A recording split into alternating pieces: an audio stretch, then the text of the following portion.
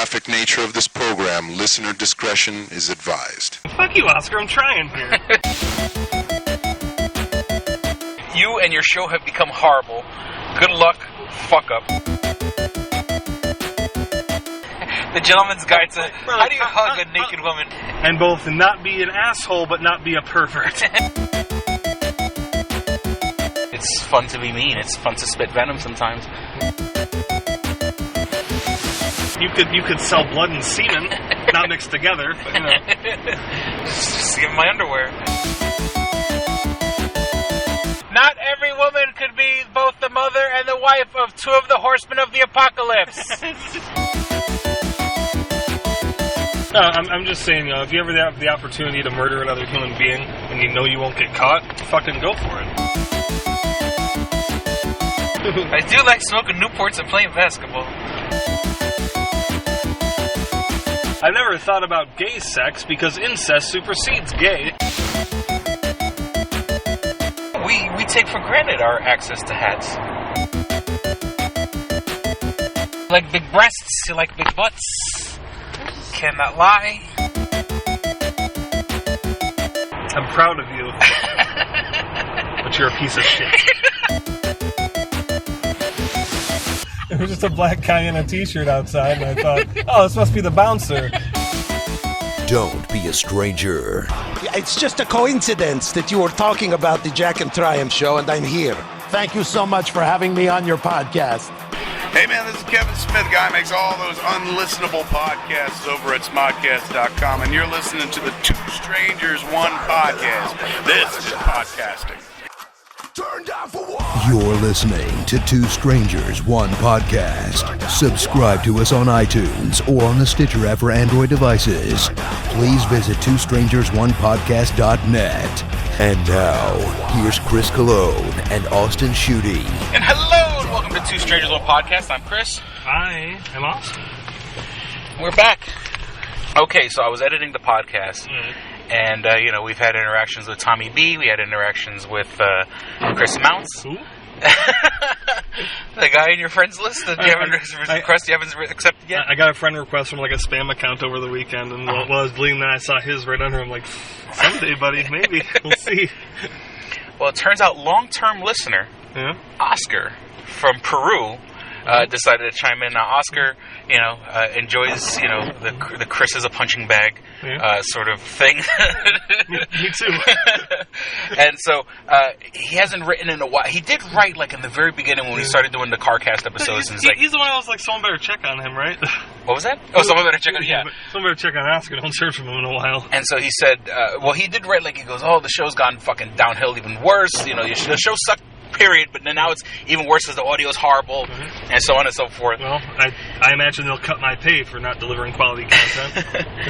And so he goes, dude, week after I tried to listen to the horrible audio on your show. Austin is no Paul.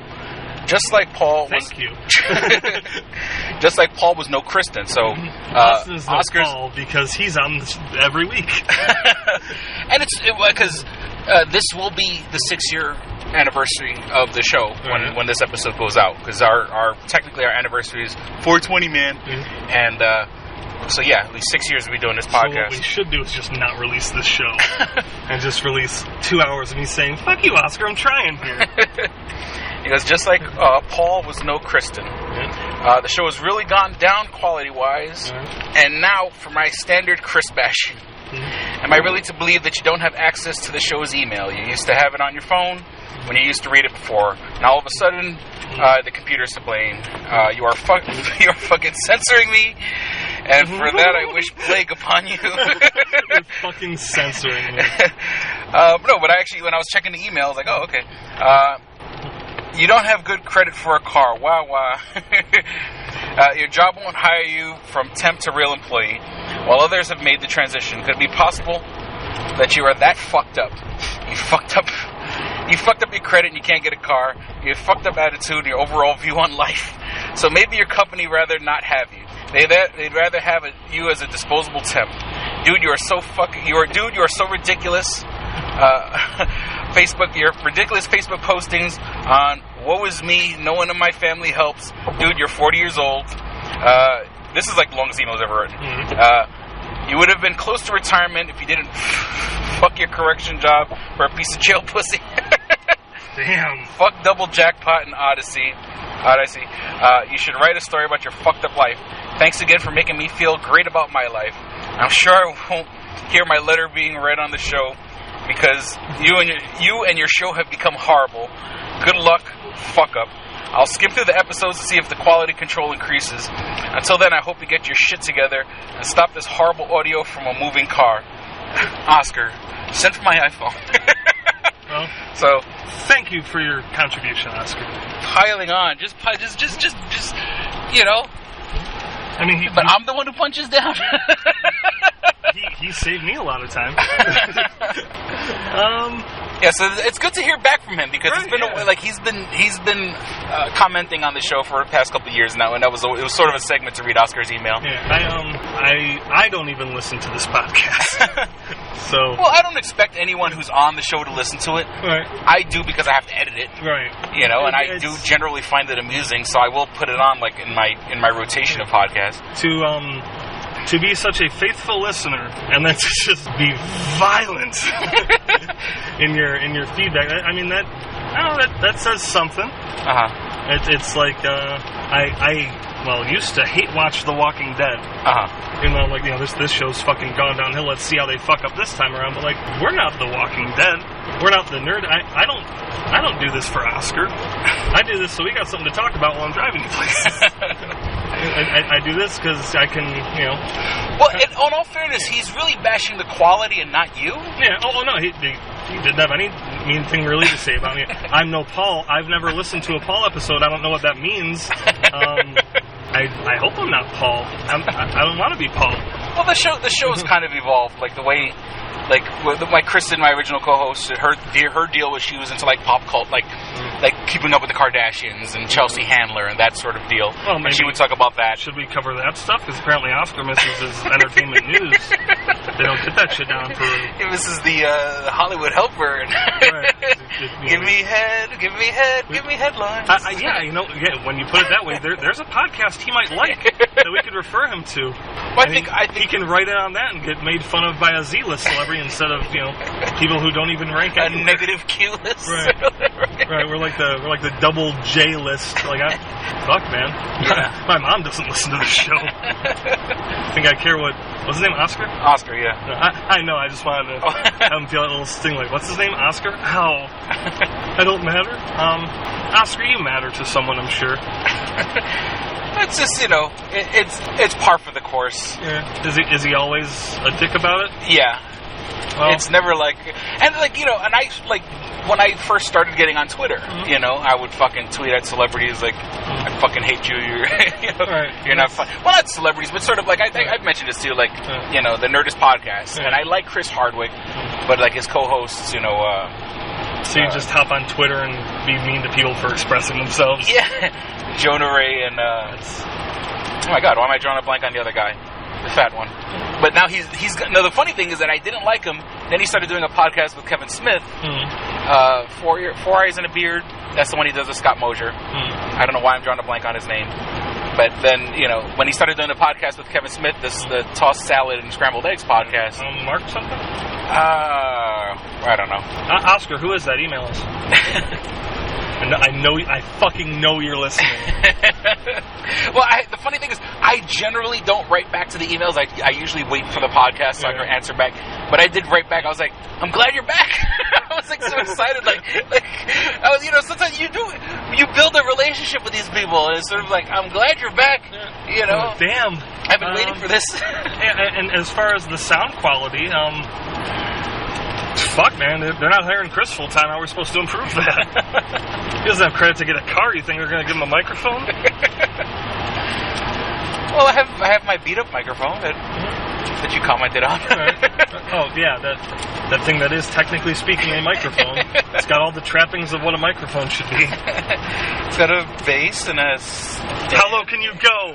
That's bro. What a brother knows. Once again, back is the incredible Ron Animal, the incredible, the public enemy #1. 5-0 say freeze, and I got none. Sorry, what? What you said? I'm sorry, you were just describing the microphone? I hate myself even more now. I didn't have to bait you on that one.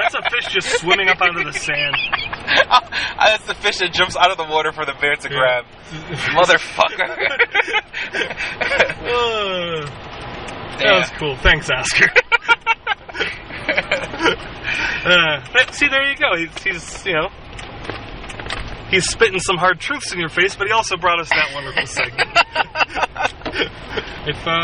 If you don't have anything going on to the point where you got to listen to this shit every week, that's Well, that's what I'm saying. I can't say like, oh, if you don't like it, why keep listening. Well, I was sort of like that with celebrities. Like I would, you know, kind of just bash them just because it's fun to be mean. It's fun to spit venom sometimes. And it's not like, oh, here's our recurrent listener in the sea of listeners. It's like, hey, it's one of the 3 people who listen to this thing. He doesn't like it. It's a 67% approval rating. That's easy math to do. There's almost more people making this podcast than listening to it. But he feels that's where I'm needed. Oh God, I saw an article about that. You know the Hard Times, which is basically like the Onion, but like for like rock and roll lifestyles. Like I love that shit. And it was like, man doubles his podcast audience by getting coworker to listen to episode. That's pretty much what this is. And we're back. Welcome back to Butt Cucking the Jew. Okay. Sorry, that's not the name of this podcast. So you wanted me to remind you about something that happened at work today? Oh, it's that thing happened while we were working. It's that thing I just told you. Oh, while we were working. Okay. No. Off the air. That can't be discussed on the air. Ignore it. Sorry, Oscar. You don't get to know what it was. Fuck you. I'm kidding. Not fuck you. Well, so earlier today we have another shit stack story. Oh! It's a shit stack minute. Shit stack minute with Chris. So shit stack comes in. It was right after, or we have a little pre-shift briefing sort of deal, and so the two gentlemen from Nepal come in, and so he tells you that I'm training this guy and points to the wrong fucking one. Yeah, he goes, I'm training him. And we said something like, give him a hard time or something like that. Yeah. I'm going to give him a hard time. Yeah. And I'm like, isn't it the other one? You're training the other one. Yeah. And he's like, well, you know. You know, I saw them in front of me. I just pointed. Yeah, sure. One of the brown ones. God, he's so fucking racist. And once again, like, if I was to write, I couldn't write a character like that. I would say, no one's going to be that stupid. People would be like, this is too fucking cartoonish. Yeah, you have one, it's two gentlemen who clearly look different. Right. At the very least, one is thin, one's chubby. Like if 2 ran past me really quick, I might be like, wait, which one was first? But like, the same could be said about any pair of white people. And so I was like, so for shit stack to go to say, I'm training one and pointing at the other, just fucking speaks volumes. And there's so many times where he calls out one's name toward the other one. It's just inexcusable. You're not even fucking trying. You just see brown and you shout a name that ends in A. So that was Monday. So how was your weekend? It was alright. You saw titties? I saw the same 10 titties I've been seeing for the last year.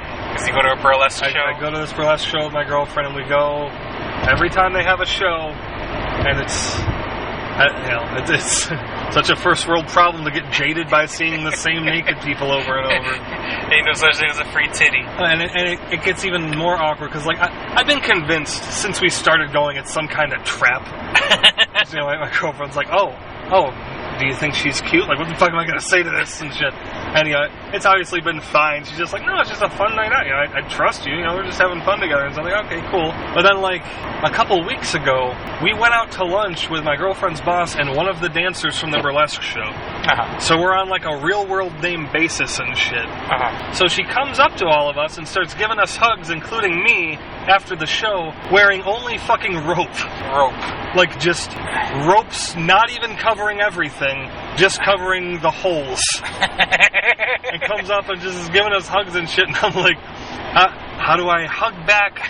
The gentleman's guide to how do you hug a naked woman? Yeah, how do you hug a woman who's wearing ropes and both not be an asshole but not be a pervert? And so you do the ass out hug. Right, well, yeah, and then to make matters worse, like as I'm going in for the hug, my girlfriend's other coworker decides she wants to grab the ropes quick and see what they're like without fucking asking or anything. behind her, so it's just... while she's hugging you... So I'm going for a hug, my hands are behind her, and then, from her perspective, my hands go behind her, and the hand starts pulling on the fucking ropes. I just fucking threw my hands back real quick. Stop, not fucking me! She's not touching the rope. Right.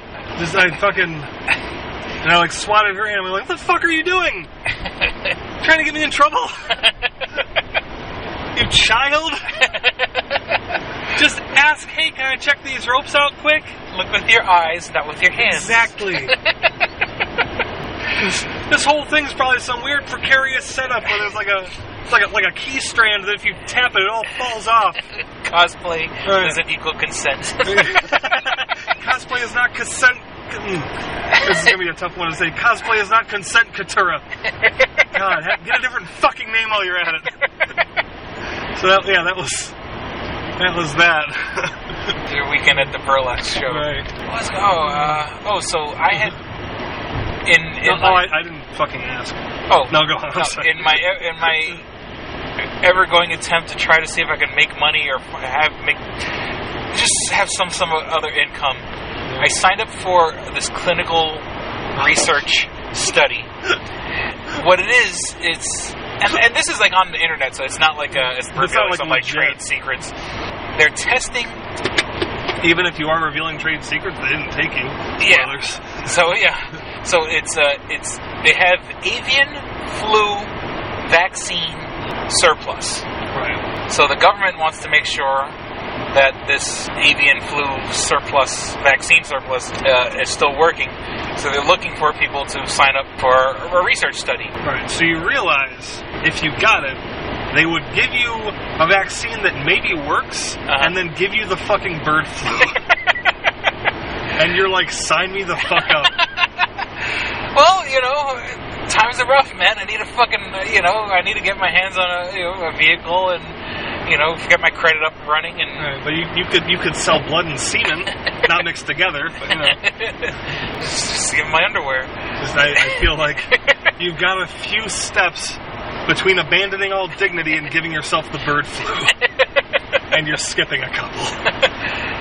But fucking add insult to injury or whatever. So I sign up for it. And I go and I do a little, I do my little 5 minutes of research on Google to see what's going on, what this is all about. What does avian mean? like the bottled water? You can get the flu from that? I look it up and I do all this, but then, so the woman calls me up. And she goes, for reasons, so on and so forth, I just got to get some details from you, are you allergic to anything? Have you had any surgeries? Then she's like, now what's your height and weight? Well, my driver's license says. And so, I give her my height and weight, and then she goes, oh, well, unfortunately, for this particular survey, the body mass index is higher than what the requirements are for, so on and so forth. So she's like, you can't. So I'm too fat for them to give me avian flu vaccine. At least she was a pro about it, and it wasn't just like, yikes. Jesus Christ. So No, really, I need it for the trial. No, that was really it. Take this seriously, sir. Sir, do you want the job or not? So that kind of got stricken. So then she was like, oh well, we'll keep this on record if something else comes up or whatever. I'm like, okay. Now this is gonna sound like a jab, but I mean it sincerely. Are there like clinical trials for diet pills and shit? Maybe at some other place, but not this particular place. If you can find that, dude, that'd be the job that pays you twice. I'm just saying, you give Bill Hader a job. And he needs work because he's doing a show on HBO right now about being a ex-Marine who becomes a hitman, who then decides he wants to be a actor. So he's going to acting classes and stuff like that. For the ex-Marine becomes a hitman, I'm like, oh yeah, they need a Bill Hader type for that. It was a writer that I mentioned before, Alec Berg. Who wrote on Seinfeld and Curb Your Enthusiasm, which is weird when they say he wrote for Curb Your Enthusiasm. Isn't that show known for being like a improv-y? sort of, like, I mean, I guess you can write the skeleton of the I'm sure episode. they have the broad strokes of the episode and like, all right, this scene needs to get here. It'd be funny. All right, Larry, you say something that was taken out of context, and then you're going to be the person that sort of forces some sort of social construct on Larry, and just go. Why did you kiss the baby, Larry? I don't want to kiss the baby. Are you suggesting Curb Your Enthusiasm has a formula? Well, here's the social construct that most people apply by, but Larry thinks is ridiculous. I don't want to kiss the baby. You don't you kiss the baby, Larry? Sounds like a big jump from Seinfeld. Seinfeld didn't have any of that. They were always right on the straight and narrow and never making a big deal about nothing. And then there's because I saw Bill Hader on once again one of the talk shows that I watched, and he was talking about how in the show the guy who plays Fonzie plays like the acting coach. Well, what's that actor's name? I know His name it. is Fonzie. His name is not Fonzie. Franz Fonz. I believe in you. William Dafoe. These are my favorite parts of the shows when my brain just when you're doesn't like want this to work. person. I'm like, you gotta know this fucker's name. Come on. Clarence Howard. No, not even a little bit. There's an H. Harold Ramis. No. Bill Hader. No. How are you getting further? Clancy Brown. Not Clancy Brown.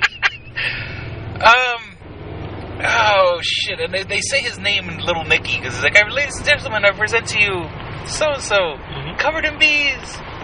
Come on, give me a hint. I think you've actually told me that line and said the name in it. I said it. It's just my brain has forgotten it. Yeah.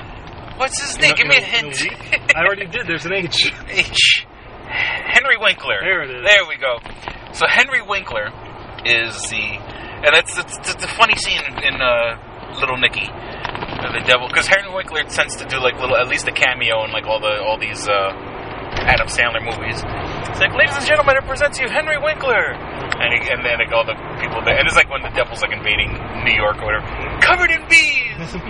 So Henry Winkler plays the acting coach, and Bill Hader says like Henry Winkler is like the nicest guy in the world, and he goes, but the role was written that the acting coach has to be kind of mean, and I guess Bill Hader's acting along with the girl, and the acting coach has to dig into this girl like to just give her a hard time, and he goes, am I supposed to be mean or whatever? And they're like, yeah, go right ahead, just unleash. And then they said, like, he turned the switch on and turned total fucking evil. It's like, fucking Henry Winkler has a dark side, man.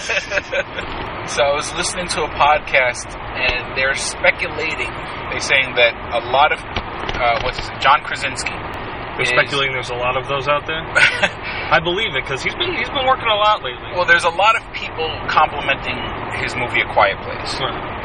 And it turns out, well, coincidentally, and I don't, once again, people may be reading way into it, he seems to be retweeting only, like, when it comes to the famous people that he's retweeting, all these people happen to be actors in Marvel Cinematic Universe movies. Right. So the fans have jumped to the conclusion that he might be Reed Richards when, in the eventual reboot of, the eventual, undertaking I don't of doing. think jumped is the word you want there. That's leapt.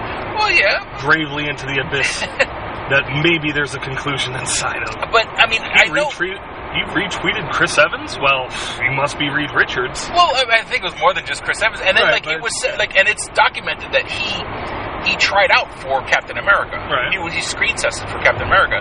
So at least he kind of has a connection to the universe. They brought him in once, I have no problem with him being Reed Richards. Why do we need a new Reed Richards? We've got Miles Teller. Wasn't that movie great? Didn't everyone love it? That was horrible. Fantastic 4% on Rotten Tomatoes. Well, the ever so clever fan four stick. They did that to themselves. I will never groan at that joke because they did it to them fucking selves. Their fucking selves. The royal themselves. The royal themselves. That is their fault. That is their poop. I just, if John Krasinski gets that role, I'll be, I don't think the internet will blow up and be angry about it. I think it's a solid casting choice. Yeah, I don't know that we need the Fantastic Four in the MCU. Well, seeing that you're getting rid of Like, pretty much send the hate mail to this guy, though, you know? I don't know. I've never given a shit about them, probably because there hasn't been a good Fantastic Four movie other than The Incredibles. Mm-hmm. So, I don't know, man. But that's the whole thing, is I think you could make it, I mean, once again, headcanon, we have that Tony Stark building in the middle of Manhattan, which could easily be, the Baxter building now. Yeah, which, they leave it saying, oh, we got the new people are moving in on Monday. So, you got a building right there in the middle of the city. That could just be another Trump Tower. Yeah, but it's it would lend itself to the Baxter building. It would, but it's already getting pretty crowded in there. Not in that building, in the universe. Well, remember, the Avengers moved upstate. They moved to Westchester. Yeah, I know, but well, not upstate, but, it's everything north of the Bronx is upstate to New York City. It's going to take a lot to make me give a shit about the Fantastic Four, but I will say John Krasinski as Reed Richards is at least a step in the right direction. I think they could do it right. They need Herbie, and we need to see things through Herbie's perspective sometimes so that he can Jim face into the Herbie.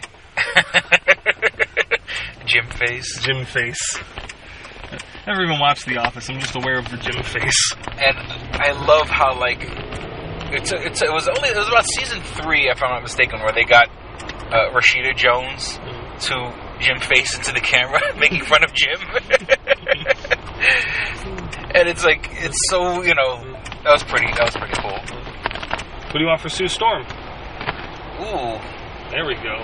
This is something to do in these next 30 seconds before we get to work. I mean, if they're smart, they need to. I mean, of course, for them, like recent casting, okay, call Paul, like a Paul Bettany, or like as in the Vision, Benedict Cumberbatch was established. Paul Rudd as Ant-Man is established. Like, I think they need to go with fucking unknowns. They should, in my opinion, I feel they should really go with, like, from this point on, any character that they have in the movie should be someone that's like, or someone that's done maybe one movie.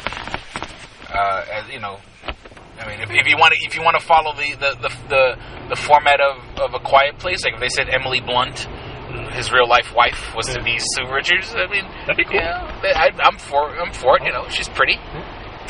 I mean, the one thing that'll get me in that theater is if at the start of the movie they show the word Marvel.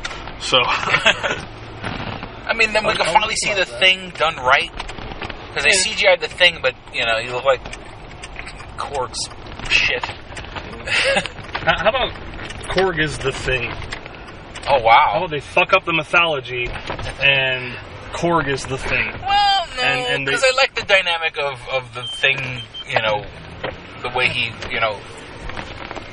he's a very... Just imagine it's clobbering time in a Kiwi accent. It's clobbering time? So it might be clobbering time. It's just fucking him and Tosh just keeps fucking with me. Yep. I'm gonna rip his fucking head off. Can't say fucking Marvel movie, Korg. Rip his flipping head off. Hey, you let that guy in the red pajamas say it. After you brought him in, everything went to hell. He says, fuck this, fuck that, fuck that. Korg, I'm made of rooks, and part of Marvel's first family. Keep talking like that, they're going to replace you. Oh, yeah? Are you going to find another Rockman? Yep. Hey, there's one over there. Made of orange rooks. Who wants to see that? No. He's probably going to stupid catchphrase. Like, it's clobbering time. Gilligan cut ahead like, oh, alright. Guess he's the Thing now. So, what are you doing? I need a place to stay, but I also consider you a friend, so... Contract's up. Something like a parasitic relationship. And we're back. Wouldn't you know it, this is going to be, well, it's old news to you guys. Yeah. But it's new to us. It's Tarantino Tuesdays. Tarantino Tuesdays. Is there a sign out in front of my house? It says Dead First Lady Storage. George, when you pulled in here, did you see a sign in the front of my house that said Dead First Lady Storage? No? You know why you didn't see it? You didn't see it because it wasn't there, because storing dead first ladies ain't my fucking business. So for the listeners at home, once again, what's new for us, but it's probably old news for you, is the passing of former First Lady, both wife and mother to two separate U.S. presidents, Barbara Bush. Have we confirmed this beyond the 2-minute-old Fox News article that popped up on his phone? I don't know. Okay, so one of our coworkers... Because we might be just doing a Tarantino Tuesdays segment on a complete fucking hoax. And they just reported on too quick, trying to be first in the door. Oh, okay. Well, that's true. I still think we should run with it. Or, you could just check your phone real quick. We could just save it for the... You could just real fucking quick check. What if she doesn't die on a Tuesday? Hey, well, then we'll have one in the bag, We'll have... just check the trendings and shit. Double check. All right, okay, here we go. So what happens is she got a notification saying Barbara Bush has died, which brought you to the conclusion that... She said it so, quick and looked at her phone because something bleeped, Barbara Bush died. Like it was her Tamagotchi that she named Barbara Bush 20 years ago, and finally the fucking battery crapped out. She's kept it alive for 20 years. It's a lot of... Okay, 33 minutes ago from New York Times, Barbara Bush, wife of 41st president and mother of 43rd, dies at the age of 92. So last week, Tarantino was giving a eulogy at a Hamster's funeral. I guess his agent stepped up his game and got him doing the eulogy at Barbara Bush's. There was a really good response when we laid Bob to rest. They wanted to see me go from Bob to bar, so I'm going to raise the bar, putting bar beneath the bars of the ground. So here we go. What can I say about Barbara Bush that hasn't already been said? She was a mother and a wife of the meat in an okay Republican sandwich on shit Republican bread. We're going to miss her a lot. She, by default, was the best first lady since Nancy Reagan. And, was really an inspiration to me during my formative years in filmmaking. Reservoir Dogs, that was about her, all right? She doesn't like to, she didn't like, we got to get used to the past tense with her. She didn't like to advertise this. She used to fucking rob diamond stores. That's what they call them, diamond stores.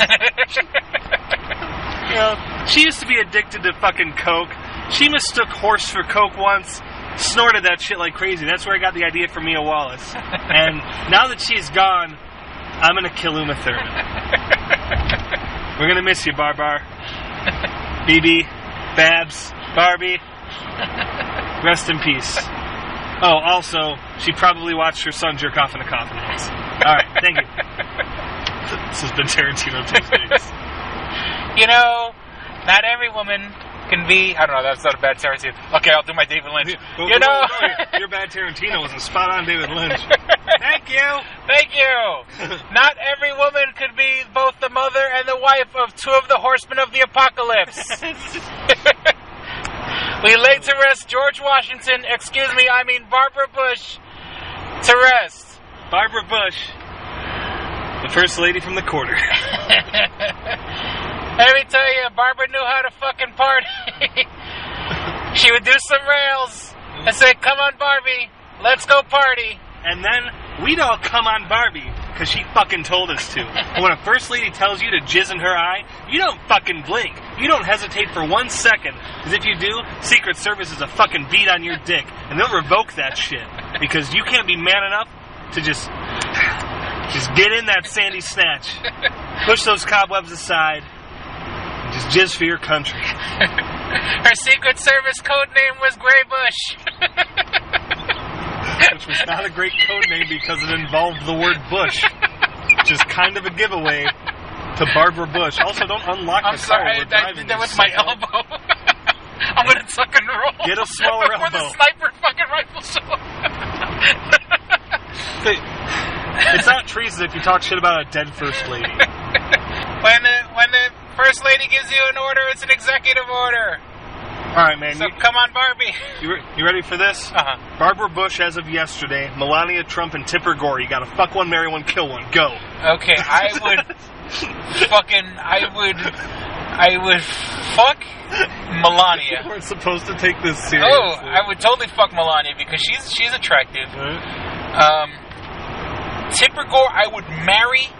I would be fucking miserable because she seems like a miserable twat, but I would marry her, and I would kill Barbara Bush. Just to maintain the fucking timeline.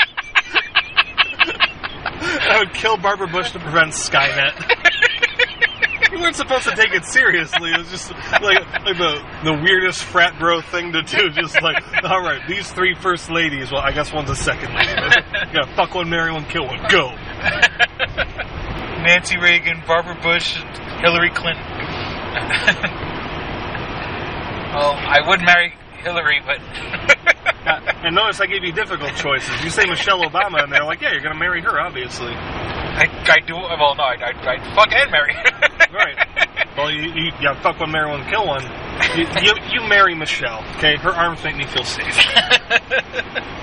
She'd want me to do exercise. Hey, you need to marry Michelle Obama. that would be wonderful for you. Shit.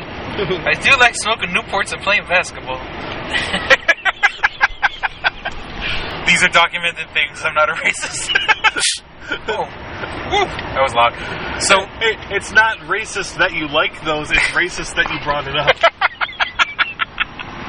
Sorry. Just crack a Pepsi and then drink from the Burger King cup. I forgot that I had the Burger King cup. So, Jesus Christ. You need Michelle. Before I get into this argument, we'll be back with more dick and fart jokes. This episode of Two Strangers, One Podcast is brought to you by Comics Etc. 1115 East Main and North Goodman at the Hungerford Building, door number 8. Find out more information at comicsetc.biz or like them on Facebook at facebook.com/comicsetc1. Did you ever see a film at such a young age it left you traumatized with cinematic wounds? Necrophilia. It's a dead issue, man. Don't push it. Cinema Psyops is a weekly podcast documenting an ongoing experiment on the mind of an unwilling test subject.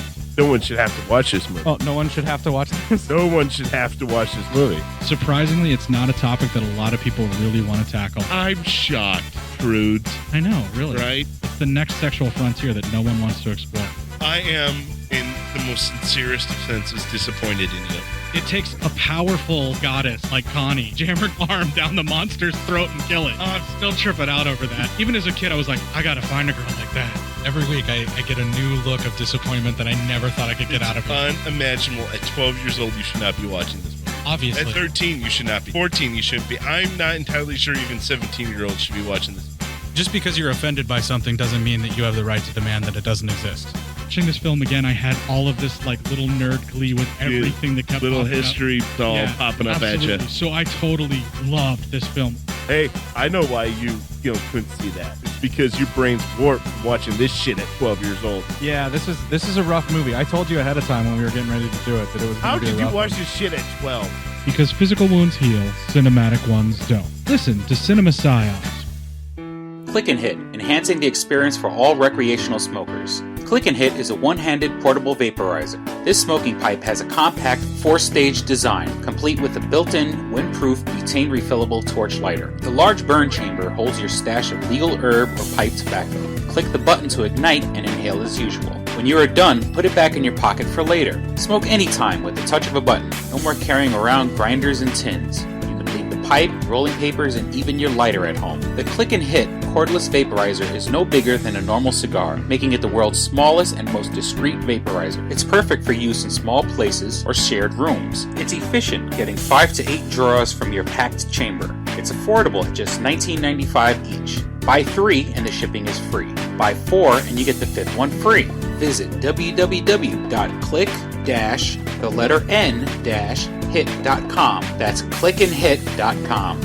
And now for listeners of Two Strangers, One Podcast, you can use promo code STRANGERS and receive 10% off your purchase at clickandhit.com. That's promo code STRANGERS for 10% off your purchase. And we're back. So one of our coworkers, and I guess I won't use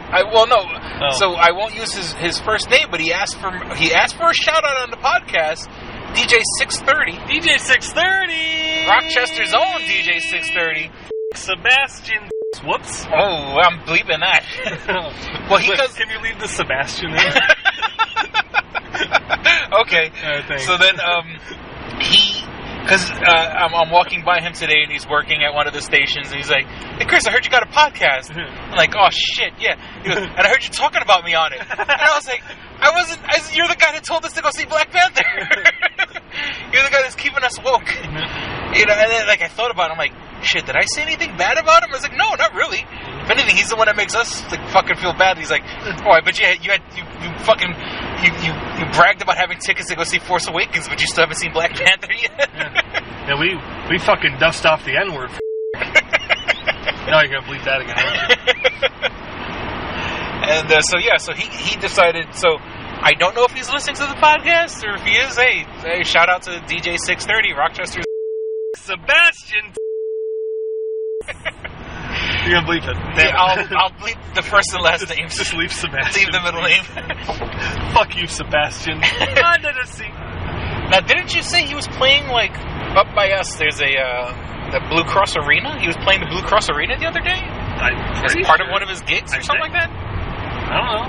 I don't know that we should be saying any of that on the air. Oh, okay. Pretty sure that's a big secret from work. Well, I mean, if he's listening to the podcast, because I don't generally talk about the podcast at work, so I don't I don't want to leave any clues for people. Well, it's just like because what if one day I did want to talk shit about somebody? Someone tells Shitsack, "Hey Shitsack, they're talking about you on the podcast." That's like my nuclear option. That's my deterrent. You ever fucking cross me, I'm going to tell Shitsack about the podcast. Mutually assured destruction. Get you fucking fired right quick. That's been forever. Yeah. I've fucking lost organs since then. I don't really give a shit anymore. You've been under the knife. Yeah. I got a whole new perspective on life. It's a precious thing that we should take as often as possible. I mean, cows and chickens and shit, fuck them. But, but life is precious. Well, yeah, that's why you're fucking the animals, not killing them. No, I'm just saying, if you ever have the opportunity to murder another human being and you know you won't get caught, fucking go for it. I'm trying to incite murder here. On air. The opinions of us that shooting do not necessarily represent Two Strangers One Podcast. Is that illegal to just say that you think people should fucking murder people? Obviously, I don't mean it, but I wonder if that's true. Oh, isn't that like inciting? Inciting? I'm not saying, hey, Tommy B, shoot your parents. Unless your parents are dead, in which case I'm sorry I brought that up. Especially if they got shot. Well, that's like when like Judas Priest was in court and and it was like, and you could clearly hear them say, shoot, shoot, shoot, shoot. And it was like played backwards and... Right, but like... How many... Ozzy Osbourne's Suicide Solution, and like they sued Ozzy. Well, how many people fucked the police as a result of NWA? You know? Yeah. How many people went up to a cop and fucked just because Ice Cube told them to? People in this lawsuit crazy fucking country? I know that it's... Well, can you be sued for it is not the same as is it legal. Well, yeah, but I'm just saying, like, the wrong fucking... Like, the person on fucking, like, fucking edgy didn't take their meds. And they killed something, and they said, they heard it on a podcast. I'm trusting you not to edit what I'm about to say. Okay. To get me fucking arrested, but it is illegal to say the phrase, "I want to kill the President of the United States of America." Uh-huh. Because that's like high treason. Unless you're saying it in the context of, like, it's illegal to say that. Or you can, if you're saying it in a parody, or some sort of... Right, like, in the as long as you're not actually saying... I really think somebody out there should kill the President of the United States of America. Uh-huh. Yeah, as long as you're not actually saying it like that, it's fine. But, if you're saying it like as that's the sentiment, even if you're fucking joking, it's not illegal to say with a mortar launcher. Because that's like a separate clause. It's not even necessarily connected to that previous sentence. Well, like in the beginning of the episode when I play the sound bites. Yeah. Right. Don't do that, please. Kill the president. That's why I said I'm trusting the hydrocephalic. I'm trusting you not to fuck me on this. Just like, all right, well, let's chop off the "it's illegal to say" part and just have him say, "I really think my voice is my password." Adolf Hitler is my dad. Alright, let's do this. I love the Nazis. Yep.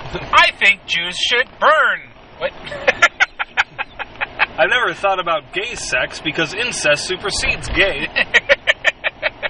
Man, stop it. Stop fucking with my voice. How are you doing this? Right in front of me. Yeah, you know, one time I helped deliver some babies out in the park. Then, I fisted them up their asses and fought off the parents with them, wearing them like boxing gloves. Dude, fucking stop. This is messed up. As soon as I stick this hot poker up my ass, I'm gonna chop my dick off. Boy, I love Twilight. Okay, that's fucking too far. Oh, you're really These good. are all horrible things I've been taken out of context. You're really good with that program. Audacity's the shit, man. It's totally free, too. Wow. If you pirate it. Gotta get that fucking hamster cage out of my trunk. Oh, that's what that is? Yeah. It's just like you still didn't drop it off at her grandparents' house? They don't want the hamster cage there. They don't want the haunted hamster cage? For whatever reason, so I think one of our friends from work is taking it, but yeah, it's just sitting back there and just the stuff inside of it is just shaking. Haunted hamster cage. It's a weird sex position. You want to go back to my place, do a little haunted hamster cage? Alright, what is the haunted hamster cage? What's that sex position? The haunted hamster cage. Okay. The haunted hamster cage would involve putting your dick in some sort of box. Okay. But I'm trying to think, like, it couldn't reach... Okay. You'd put your dick in a box. But she doesn't know... Oh, shit. Okay, no. The man is blindfolded. Okay. She has the box. Okay. It's a big enough box where she can either put on her head, put it over her backside, or her pussy. Okay. And so the guy has to blindly head, backside, and pussy. Anyway, go on. So it's sort of a glory hole, but the guy is blindfolded, so he doesn't know what hole he's entering. All right. And that's the haunted hamster cage. Okay. My idea for the haunted hamster cage is much darker. Much less sexy, but I feel please don't say it involves a hamster up someone's ass. For the name. It does. I didn't even think about that. But you leave it there until the hamster dies. Thereby haunting your ass, which was a temporary hamster. You know what it is? You would think I'd be the sick fuck to come up with that one. It seemed a little too obvious. I was trying to think of consensual sex between two adults instead of animal murder. As long as it's an adult putting the hamster out there. It's consensual. It's not murder if it's an animal, it's animal cruelty. Nobody do that. We need what's her face singing the song? In the arms of an angel. Reba McEntire? I want to hear her cover of it. I understand that it's Sarah McLachlan. Wow, what the fucking asshole dickhead. And I'm not even going to bring it up because that would be a stereotype and unfair. And I feel like by saying that you're bringing it up. I didn't see who it was or what kind of a person it was. I feel like saying I'm not even going to mention that because it would be a stereotype. You just hey, you paint your own picture, man. It's just anyone of any group listening be like, maybe he's not talking about us. We should just shut the fuck up. You insert your own prejudices, man. You're being safely racist. Safely racist. That was the name of my band in high school. You just like wear Indian headdresses and do the safety dance.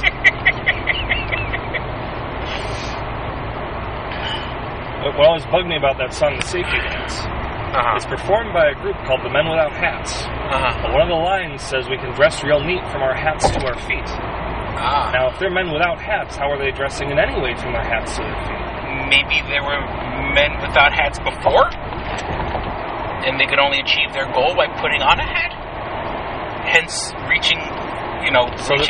getting to that. So they're like wistfully singing about someday we'll have hats. Yeah. And we can dress real neat from them to our feet. Yeah, we take for granted our access to hats. Do we though?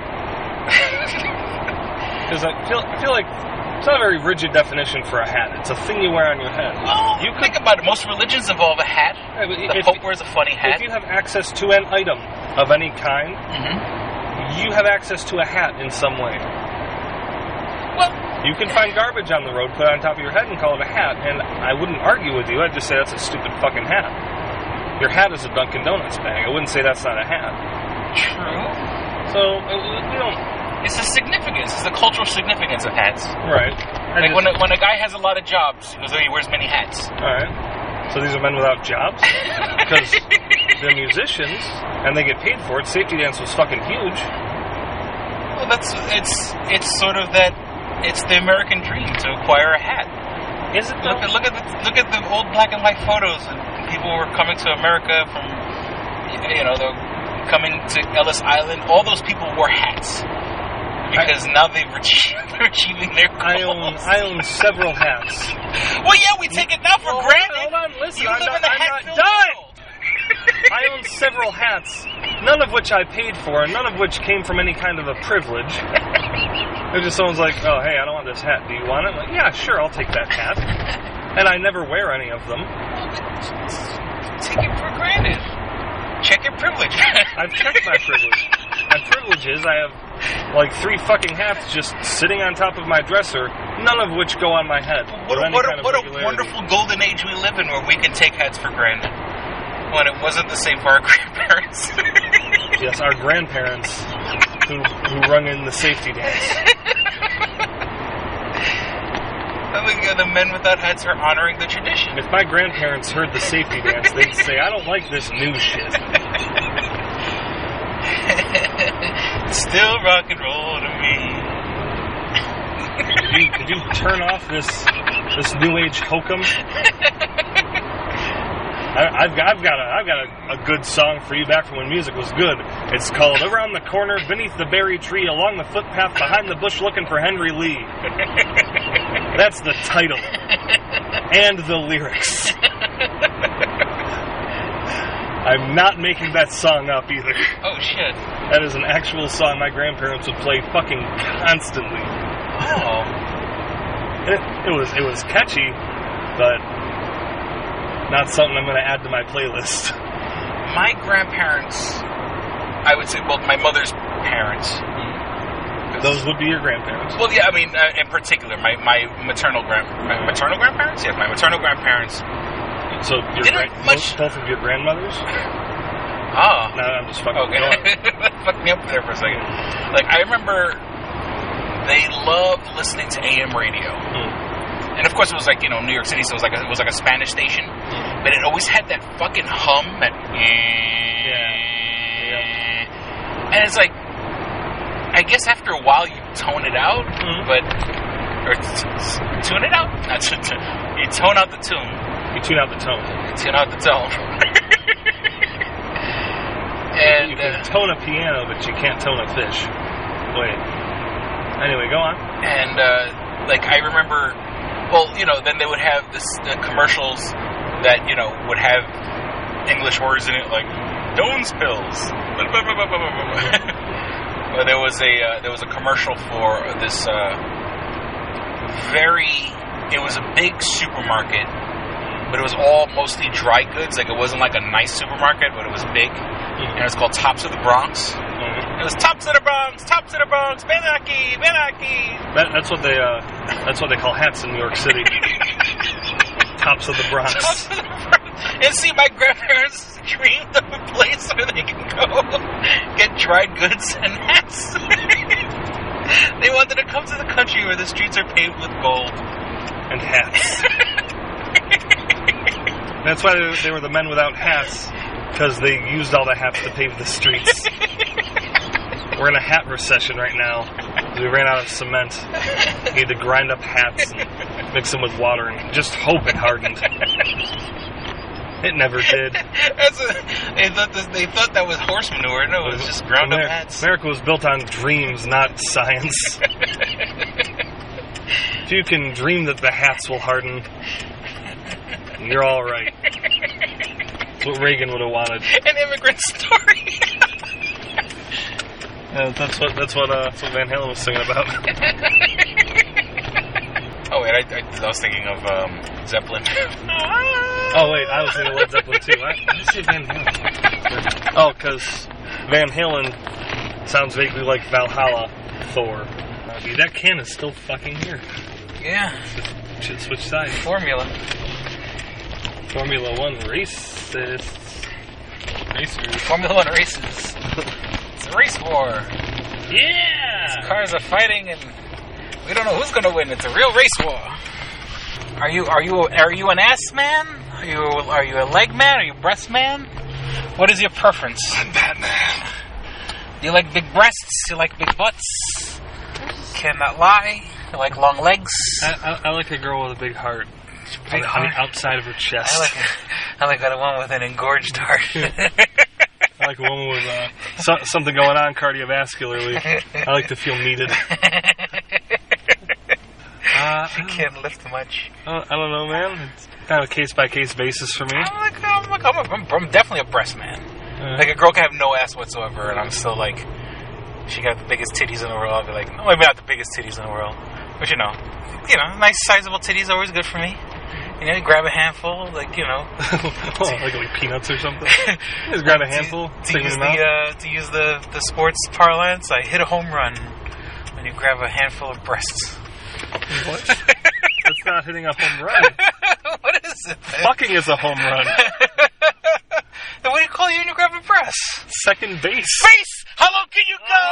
Death row! What a brother that wants to get back is the incredible, the incredible, the Public Enemy #1. 5-0, say freeze! And I got done. Alright. Fucking fair. Long con, well done. Oh! Shit. Because I can say shit, he's not gonna fucking say it. But what do you call it then? Damn it! How did you do that? Trust me, I was working on it all fucking day. I believe that. I was looking in the mirror. He's not that fucking smart. Practicing my lines. I saw you practicing this before you came over here. Let's see, what are some... What the fuck is that from? That's from Fight Club. I saw you practicing this before you came over here. How's that working out for you being clever? He's not that smart. He must have figured that one out. But I'm still a titty man. What was that? I am still a titty man. Alright. That's cool. God, you got me good. Super Troopers comes out Friday. Hold on. I still need to talk shit about him. Because, you've got the benefit of, if I'm like, what is that? How do you say that? You're like, oh no, he's fucking with me. But with you, I'm like, yeah, he probably doesn't even fucking know. Probably another one of his weird little fucking mental blind spots. Brain hiccups. It's one of his fucking Henry Winkler fault. His brain Because he probably just doesn't know what second base is. Probably doesn't remember what any of that is, at least not the order. He thinks grabbing a titty's a home run. Poor fucking bastard. I better throw him a bone here. He got me! He brought the noise! I transformed into a snake. Oh. Well played. Grab a handful of them, like a baseball term, it's a home run. I should have smelled a rat. I should have known.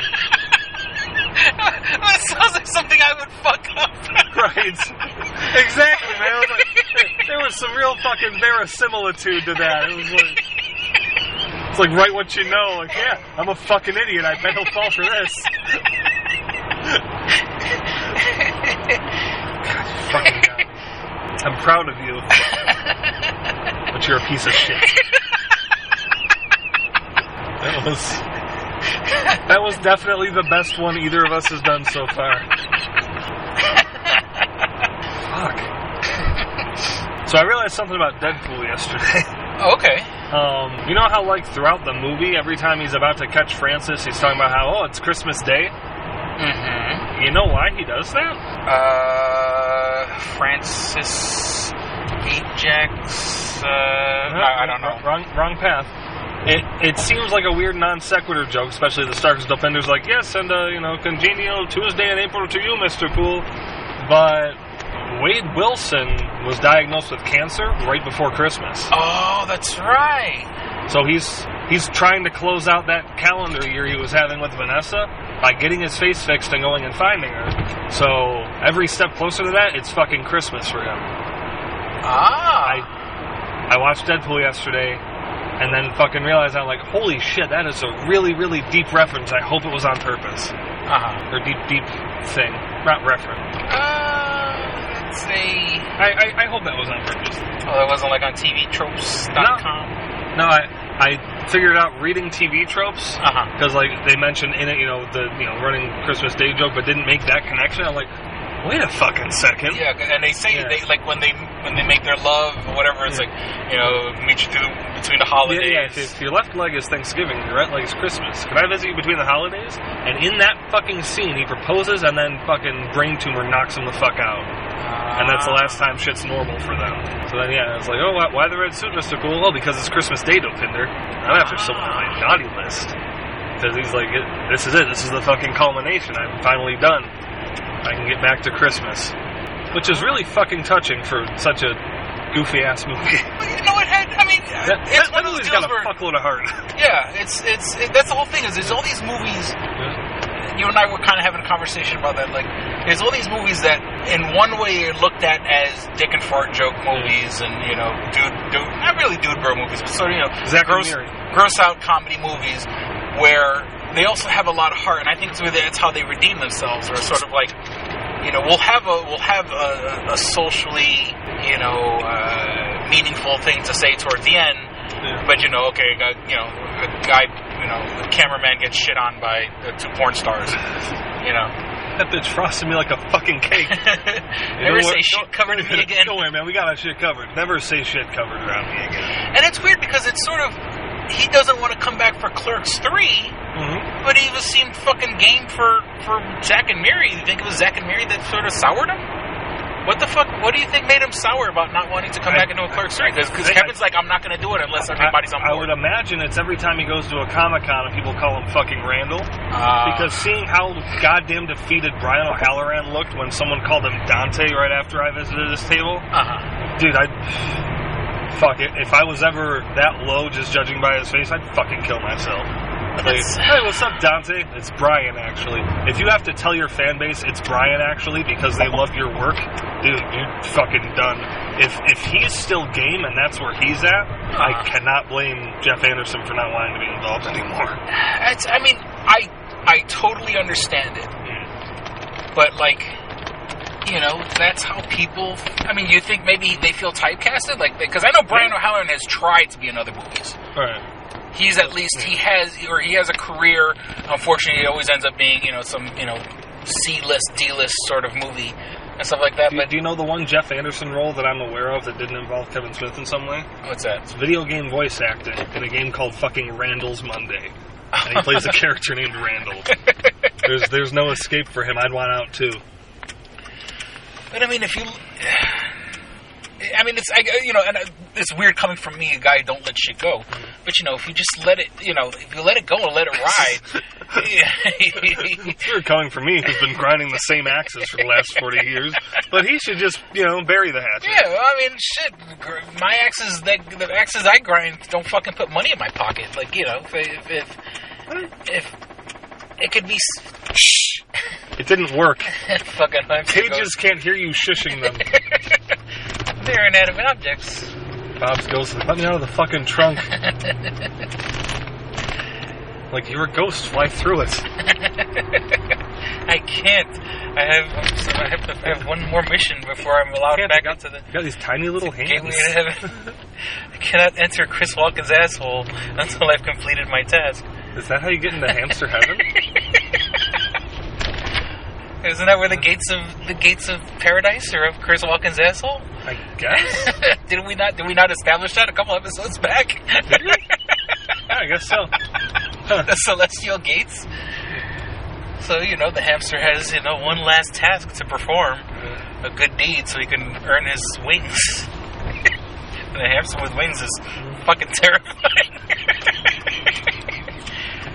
This isn't something that was like in the front of my mind right when it happened, but when we put the hamster down. Oh, okay. Just to recount a kind of silly moment, kind of morbid moment. Well, just for the I didn't put in the putting the hamster down in the last episode. What? Because it just didn't flow right. It's too much of a downer. So you had to put your hamster down. Yeah. Not to laugh about it. Right, but So the vet, you fucking have a stethoscope, you're going to hear a hamster heartbeat with that thing? But anyway, she's like, he's gone, no heartbeat. I'm like, oh, so that's it. Oh, he's twitching. It just, caught me completely off guard because his legs just started, the last little electrical charges. Yeah, freaky as shit, man. It was like they were like, ooh, yeah, what's going on here? It was like his hind legs had a really good plan for something. Yeah, finally got out of his body. Bastard. Yay. We're back. 420, man. Yeah, 420. Happy birthday, Hitler. And that Columbine shooting. Thank you for not saying happy anniversary, Columbine. And also the anniversary of the podcast. Hey. 6 years I've been doing this. Got no skin in that game. Good for you. Well, it's been... Look, if I fucking die tomorrow, at least there's some sort of archive of me where my daughter can go back and see what a horrible person her father was. She can go back and listen to shitty audio quality of a moving car. Well, I've been, when I started the podcast, I was unemployed. I was living with my daughter's grandfather and my daughter, and intermittently with her mother. Since then I've worked for Radio Shack, I've worked for Rite Aid, I've worked for Conserve. I'm at my current place of employment, which just for whatever reason I won't just acknowledge right now. For whatever reason. Well, who knows how long that will last. But because part of me totally wants to fucking just sabotage everything and get fired, but it's also like, I don't want to look for another job right now. And it also looks bad on a resume, where my last job I was at 7 months at. I'm at my 7th month now. So I'm like, this guy's got a 7-month shelf life. Yeah. So I'm sort of like, I don't know. Part of me wants to just throw it in their face. The other part's like, well, they just fired someone at 18 years on the job, like nothing. So I'm really a fucking speck of shit. There's that. So in 6 years, things have improved. Well, I started at 33. My daughter was 1 year old, 1.5. I had a 5.5 year stretch where I was totally sober. Are we back? Yeah, we're back. And we're live! And we're live. I think something happened to my... Yeah, we're live.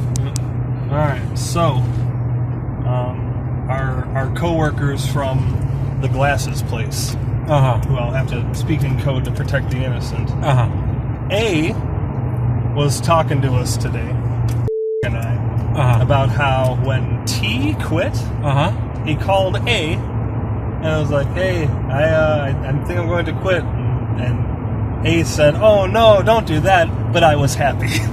That's how he phrased it, which is the funniest thing. It's like, oh no, don't quit. I'm so glad he quit though.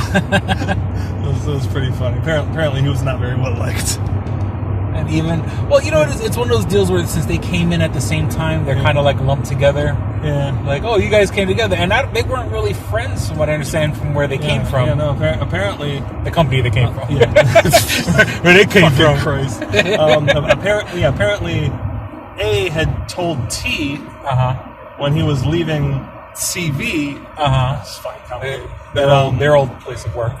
Right, that he was going to come work with us. Not with me and you, but at our company. And he's basically, hey, I'm quitting. I'm going to go to this place, so I'm going to be all done there. And he was like, oh, okay, yeah. And then he just saw him here when they started together. He didn't tell him anything about oh yeah, I'm going to apply to her. He just, hey, I'm going to go work there. He's like, oh, all right, see ya. And then he was here.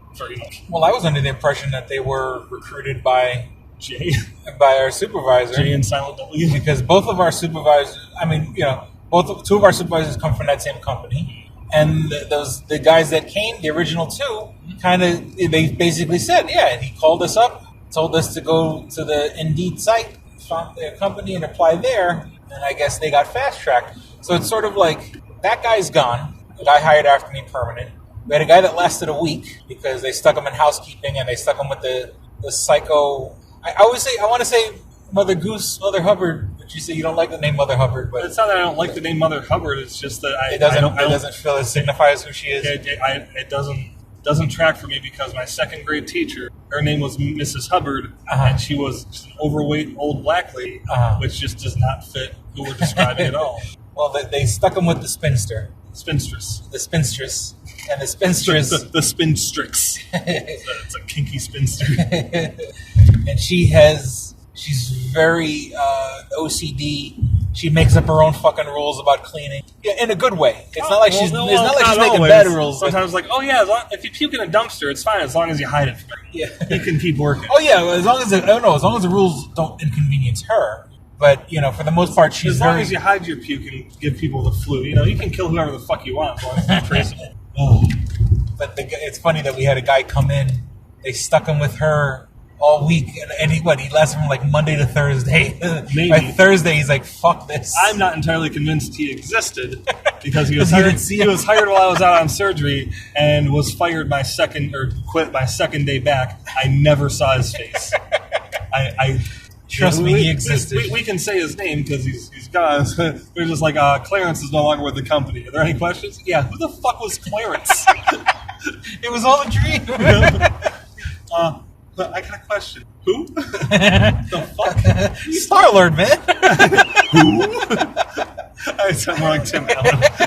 Scooby Doo. Who's that in the... Raggy, Roller's got the Infinity Road. There was a suit of armor that quit after a week. Raggy, run the Reno Runner. Gee, Snoop, if you want the peanut butter, you know where you gotta lick it off from. Ruby facts. Jeez, that's bestiality, Shaggy. At its finest. It's not bestiality. Interspecies erotica, Velma. If the dog can walk and talk, it's not bestiality, Velma. Chill out, Velma. It's not cheating if it's your dog. All right, yeah, I think we found it. We found the big finale for this week's episode. Corrupting the fuck out of Scooby Doo because apparently we can kind of do an okay Shaggy. His face is good. He's in trouble. What? The guy from Scream and Matthew Lillard. Matthew Lillard.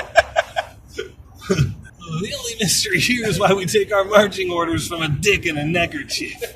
Keep it up, Beatnik. I'll feed you to the fucking dog. Ruby Rex. You don't know. We can run. Steelers Wheel?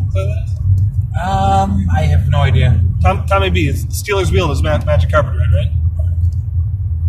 Well? We're waiting. Wait, are we live? Wait, is this filmed in front of a live studio audience? It's just like one person who sits in the back seat like, God, they're fucking doing the podcast again. I'm done carpooling. Do the hits! This week on Sam's Club. You want Sam's Club? There's more to me than just Sam's Club, okay? Fucking, it's been 20 years, let it go. Talk about the rhythm method. Come on, dude. All my bitches use the rhythm method. Tell the Gary Fisher joke. You heard the Gary Fisher joke, right? You heard it. Yeah. What do you want? It doesn't work if I tell it to you again. Part of the surprise. It's the spontaneity of it. Is, okay, Carrie Fisher's doing drugs out of her dog's asshole that's smuggled onto a plane. That's why we. There's a second bite to be out of that apple. It's fucking great. You rock, man! Hootie! It's not Hootie. He has the app, the Zippo app, where it's the lighter on the phone. Security wouldn't let me bring a real lighter in. I'm really feeling all those lighters. In the back seat of my Mercury, there's no security. And who was that guy I gave $20 to? I don't know. What other venue do you ever have to pay security? I feel like you might be the one fucking up here, man. You left your lighter at home and you just made yourself out $20. Not even for like a legitimate misunderstanding. You just don't get societal norms at all. Oh yeah, there was a bouncer outside, so I gave him $20. Why? Aren't they like a black guy? It was just a black guy in a t-shirt outside, and I thought, oh, this must be the bouncer. And then for whatever reason, I thought, I'm going to give him $20. I mean, I guess tip your bouncers. I'm sure like the waitresses tip out the bouncers after or something. I'm pretty sure there's a house fund or... Yeah, it's like, hey, you gotta give 10% of it to the busboys or something. I'm sure there's something similar for the bouncers. On the door. Still, it's really fucking racist that the straw man who we're pretending sits in my back seat assumed just because a guy was big and black and wearing a t-shirt that he was security. That's fucked up, straw man. Be painted to have stain woke. Stain is not the past tense of stay. Stain? Oh, someone's celebrating. Yeah, that or someone crushed a skunk. Crushing skunk tonight, man.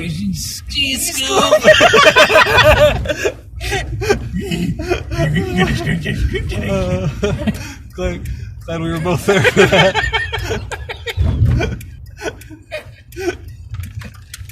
Jeez, Scoob, we're really gonna crush some skunk. Jiggies, what are you guys doing in the back of that van? Just us with our peanut butter, man. You shut up and hold the camera, Val. Guys don't like it when they talk. Where are you? And why is there peanut butter? Oh, Shaggy, not again! It's not done until he does the bunghole, man. Come on, we gotta solve this mystery, guys. Man, I just gotta walk around with peanut butter in my ass crack all day, Fred. Come on, let Scoop finish. We're just gonna pussy out and check out the kitchen anyway. Well, can't you just finish this in the kitchen after you pussied out? You want me to stink tongue my dog, man? I don't want to work up a lather. He's gonna give me cranky ass, man. Peanut butter doesn't lather. You've apparently never had it in your ass crack. That's also true. It mixes in with the ass grease, man. Clearly, you've never had peanut butter in your ass crack. You could walk up to any person on the street and say that, and they'd be like, "Yeah, but how'd you know?" Lather, rinse, repeat, man. And that has been this week, yeah. Yep. So rides are going to be we silly may be tomorrow. working tomorrow, so I don't know what our schedule is going to be. So we might be signing off for the week. We certainly hope you guys enjoyed listening, had as much fun as we did recording. Thank you for listening to Two Strangers in One Podcast. I'm Chris. Like I'm Austin. Don't be a stranger. Peace. We're out. Bye. You should be rapping. You're like me. You're like me. You're like me. Oh God, no. And we're out. Let me do all my whole outro stuff. Please visit twostrangersonepodcast.net where you can find all things show related. You can find links to our iTunes page. You can download, subscribe to us on iTunes, on your iPhone, iPad, or iPod. If you don't have an iPhone, iPad, or iPod, you can download us on the Stitcher app. That's STITCHER for Android devices. That's the Stitcher app. I use the available offline option and listen later option, so you don't have to kill your data, you don't have to kill your battery when your Wi-Fi spot. Get all the episodes you want to listen to, and listen to them later. And of course, we are available on the SoundCloud app. That is our hosting site. I make sure all the episodes are downloadable. I think on iPhones they are downloadable, but on Androids they aren't. So that's why I'm a little like... But if you go to the website on SoundCloud, you can find us, and you can download them from there if you want to do. If you want to write to us, you can write to us at twostrangersonepodcast@gmail.com. That's all spelled out, twostrangersonepodcast. I got a brand new computer. Thank you to my dad for helping me out with basically a payment for the computer because we're recording this on a new system, and it sounded good when I was recording earlier. So, thank you, Dad.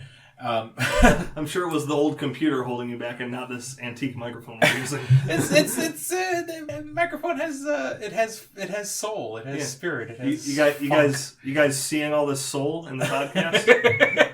I haven't. The funny thing is with the new computer, I don't have time to sign into the email account right now, but no one writes us anyway. But if you want to write us, you can write us at twostrangersonepodcast. Well, what happened to that one fan that writes all the time? He fell off the fucking face of the earth. I don't know what happened. Really?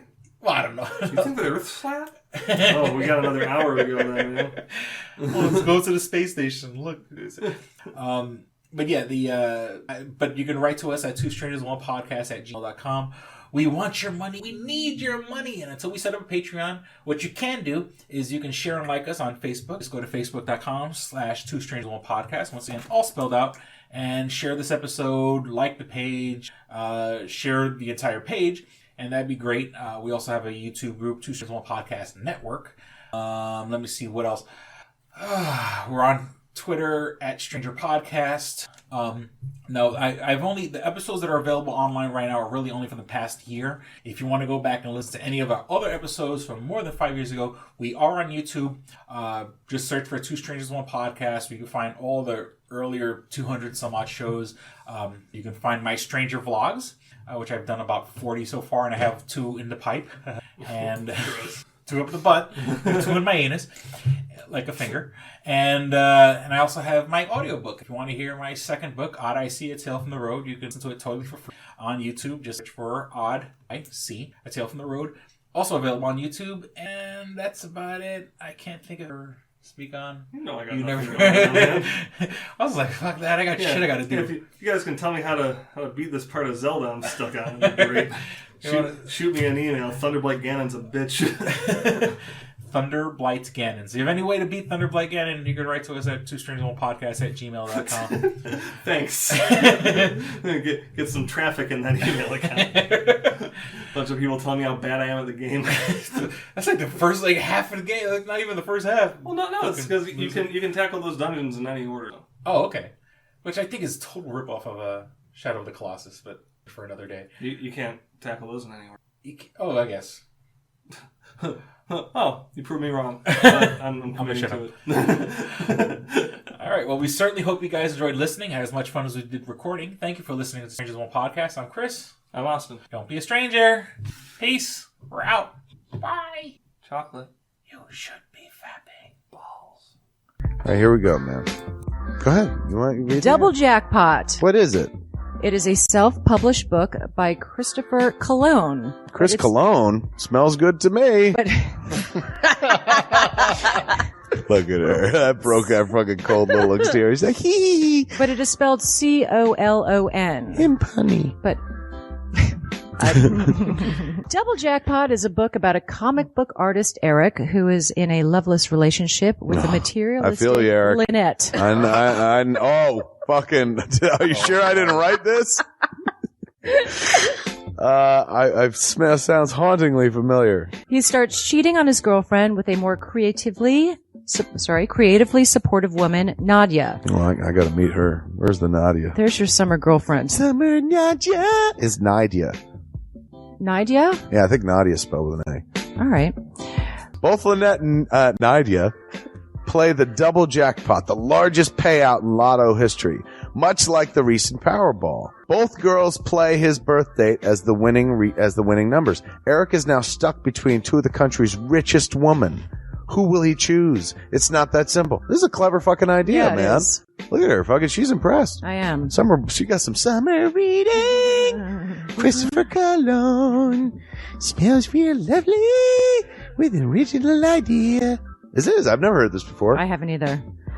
This is a self-published book, much in the indie spirit as Kev's Clerks. Oh, you don't even need to name check me. This is just a good idea. You could stand on your own, man. You don't even have to be like, hey, remember Clerks? This is nothing like that. This is way more original than Clerks. This is a good idea, man. Why didn't I think of this? I need something to read.